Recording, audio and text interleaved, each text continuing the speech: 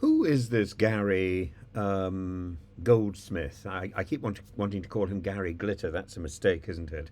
Um, but who is he?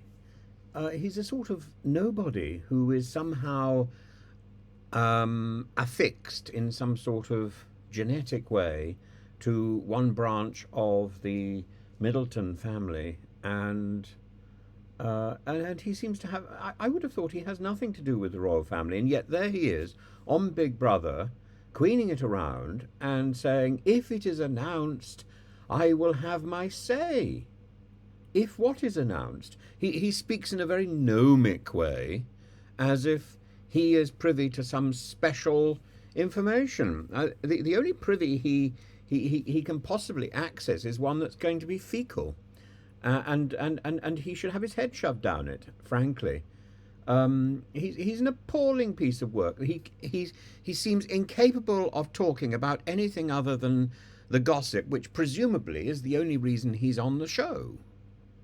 This is tawdry, it's shabby, and it's exactly what one would expect of the present form of Big Brother. Big Brother is just sensational, with producers prodding their little herd of escapees from reality into betraying whatever secrets, whatever indiscretions there can possibly be, goaded into revealing. It's a disgrace, and it's appalling that this person who I believe he's some sort of there's some sort of cloud of wife beating or something over him, allegedly. Uh, why would somebody who has that background be encouraged by ITV to be showcased in this way on national media? Why? Does ITV simply want to destroy itself and destroy what little reputation it's got left?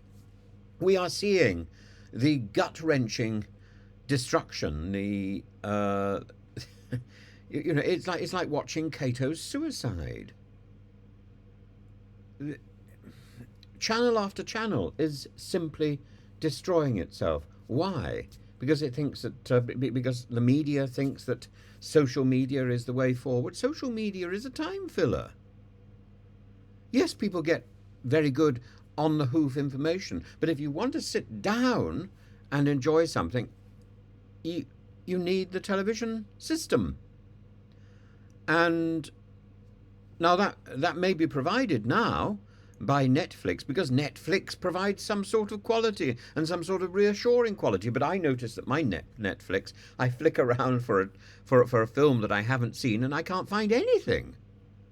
And Prime, you can't grab anything on Prime. Prime is a complete waste of time. You don't even get your deliveries by Amazon in time with Prime. It's a waste of money. Don't do it. If you're thinking about Prime, what advantages can Prime give me? None. None. It's like the post office. And, you know, we're suddenly in a position where we have so much technology and none of it is working in our favour, because technology depends on being coded by people with intelligence, forethought, and an ability to think outside the box. That's why Horizon didn't work, because Horizon was given to people who simply had no idea about the scope and size of the thing that they were expected to deliver. And by the time it was delivered, number one, that scope was already disintegrating. Number two, I imagine so many changes have been made that the computer program was absolutely confused and making up its own mind about what to do. And then, of course, there was the back door through which people could wriggle and do their own little changes. Of course, it was faulty. And of course, when you look at the BBC, when you look at ITV, when you look at Channel 4 and the blanding down of these three linchpins of British media, they're all blanding down to the point where they are insignificant. You don't become important by trying to say nothing. And even the Queen, the late Queen, maintained her grip on the nation's psyche by saying important things when necessary. She was far from mute. You don't become important by shutting up. And a media source doesn't become important by being by deifying, divinizing a lack of bias, a blandness. That's not news. That's boredom.